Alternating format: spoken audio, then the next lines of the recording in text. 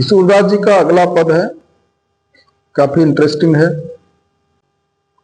प्रसंग में आप ये बात लिख सकते हैं कि प्रस्तुत पद्यांश में सूरदास जी ने भगवान श्री कृष्ण का की बाल लीला का बड़ा ही सुंदर चित्रण प्रस्तुत किया है। अब आइए इसकी व्याख्या देखते हैं। सूरदास जी कहते हैं कि किलकति कान गुटरुव नाग, मणिमय कनक नंद के आंगन बिंब पकड़ बैठा। यानी छोटे से भगवान श्री कृष्ण हैं, घुटनों के बल वो दौड़ते हुए चलते हैं नंद बाबा के मणि युक्त आंगन में, जो कि सोने का बना हुआ आंगन है और उसमें मणियां लगी हुई हैं। उसमें छोटे से भगवान श्री कृष्ण घुटनों के बल दौड़ रहे हैं अपनी परछाई को पकड़ने के लिए। कबहू निरखी हरि आप चाह को कर सु पकड़ चाह। कभी वो अपनी परछाई को रुक करके देखते हैं और फिर कभी उसको अपने हाथ से पकड़ना चाहते हैं। कर मतलब हाथ। किलक हसत राजत गतियां पुन पुनित ही अवगाहत।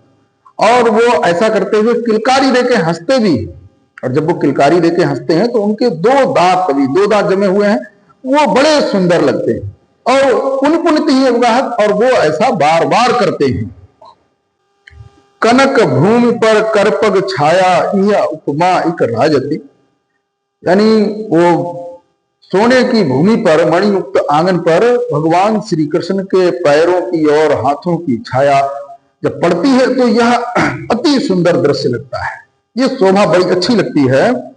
करी करी प्रतिपद प्रतिमन वसुधा कमल बैठ की साथ। ऐसा प्रतीत होता है जब उनके हाथ पैरों की उस पर छाया पड़ती है, जब वो चलते हैं तो ऐसा प्रतीत होता है कि जो पृथ्वी है वो प्रत्येक मणि पर पुष्प कमल के पुष्प के समान हो और कमल के पुष्प का आसन लगा हुआ हो, ऐसा प्रतीत होता है। और मैया यशोदा बाल दशा सुख निरखी यशोदा पुनि पुनि नंद बुलावती। मैया यशोदा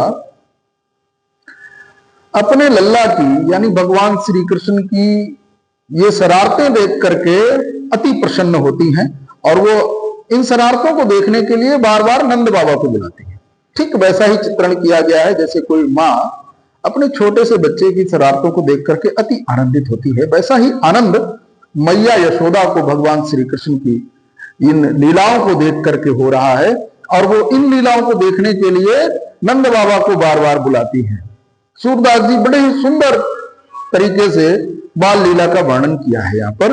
और आगे कहते हैं कि अचरा तल्लय ढाक सूर के प्रभु को दूध पिया। सूर के प्रभु यानी श्री कृष्ण, भगवान श्री कृष्ण को प्रेम में वशीभूत होकर के मैया यशोदा भगवान श्री कृष्ण को गोद में उठा लेती हैं और अपने आंचल के तले ढक करके उनको दूध पिलाती हैं।